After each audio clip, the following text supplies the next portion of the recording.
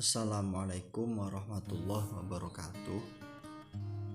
Perkenalkan, nama saya Muhammad Arjunaji dengan NIM 2110503774 dari Prodi Ilmu Al-Quran dan Tafsir kelas B, Fakultas Usuluddin dan Pemikiran Islam, Universitas Islam Negeri Sunan Kalijaga, Yogyakarta.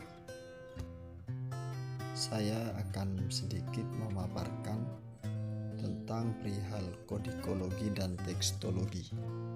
Kedua keilmuan ini sangat erat kaitannya dengan keilmuan tentang sejarah dan antropologi yang banyak membahas tentang manuskrip. Pembeda utama dari kodikologi adalah jika tekstologi berfokus hanya pada intrinsik atau isi teks itu sendiri, maka kodikologi lebih berfokus pada naskah atau fisik dari teks tersebut. Baik, saya akan sedikit menjelaskan lebih rinci tentang kodikologi.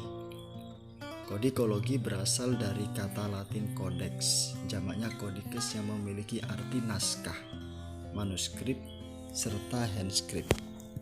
Dapat disimpulkan, maka dari kodikologi merupakan ilmu yang mempelajari seluk-beluk dari aspek naskah ataupun tulisan tangan yang terdiri mulai dari gulungan, buku, tulisan tangan, bahan, umur, serta tempat dan perkiraan penulisan naskah pada teks kuno. Ruang lingkup dari kodikologi. Ruang lingkup kodikologi terbagi menjadi 5 bagian, yakni identifikasi, bagian naskah, tulisan, penjilitan, serta sejarah naskah. Identifikasi berisi tentang semua penjelasan tentang tempat penyimpanan naskah, judul naskah, nomor naskah, jumlah naskah, tanggal penulisan, tempat penulisan, penulis atau penyalin, pemilik naskah, serta informasi lainnya.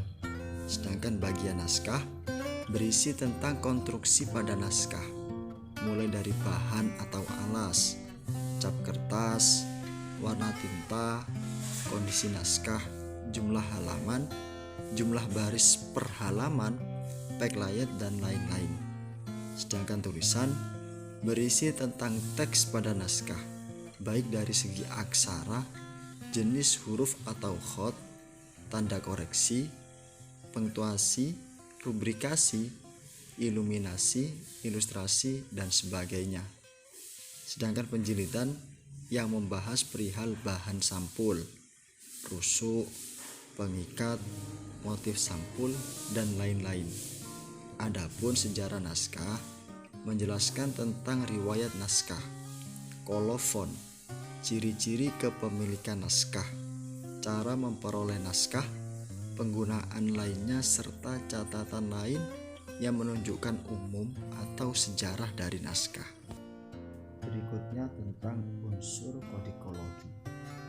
Unsur kodikologi mencakup masalah tempat penyimpanan naskah.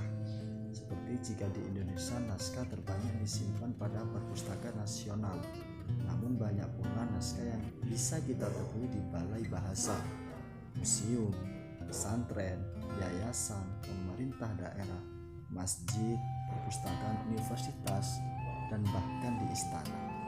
Berikutnya yakni cap kertas atau watermark dan countermark, yang merupakan cap kertas yang biasanya terdapat di atas lembaran kertas maupun di bagian tengah yang berupa gambaran, dan terkadang pula juga disertai dengan tulisan huruf.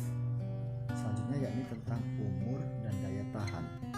Hal ini sangat tergantung pada bahan naskah dan cara penyimpanan dari naskah itu sendiri. Selanjutnya tentang alas naskah, yaitu sesuatu yang digunakan sebagai tempat atau objek dalam penulisan teks, seperti bambu, batu bata, papirus, kertas atau beruang jika di Indonesia, kayu, rotan, jamur, batok kelapa, bahkan tulang dan kulit hewan. Selanjutnya yakni penulisan yang mendeskripsikan tentang suatu naskah. Pembahasan yang terdapat pada posisi pinggir berbentuk bingkai, seperti yang sering kita lihat pada ornamen kaligrafi. Yang terakhir yaitu tentang ilustrasi, yaitu sebuah gambar pendukung dari teks yang tidak memiliki letak paten atau bisa bertempat di mana saja. Pembahasan terakhir tentang kodikologi yang akan saya sampaikan adalah tentang alur penelitian kodikologi. Yang pertama tentu dilakukan merupakan penentuan teks. Berikutnya inventarisir teks, yang mana hal ini meliputi katalog naskah, buku-buku yang mengupas naskah terkait, artikel-artikel di jurnal, penelusuran naskah perorangan, serta database naskah online. Maka selanjutnya merupakan deskripsi naskah, yakni penjabaran dari unsur-unsur yang terdapat di dalam naskah, berupa judul naskah, tempat penyimpanan naskah, nomor naskah, bahasa, huruf, dan lain-lain, dengan tujuan supaya bisa mengidentifikasi jenis naskah, memperkirakan usia naskah, serta mengidentifikasi teks, dan bahkan dapat digunakan sebagai penyusun dari katalog.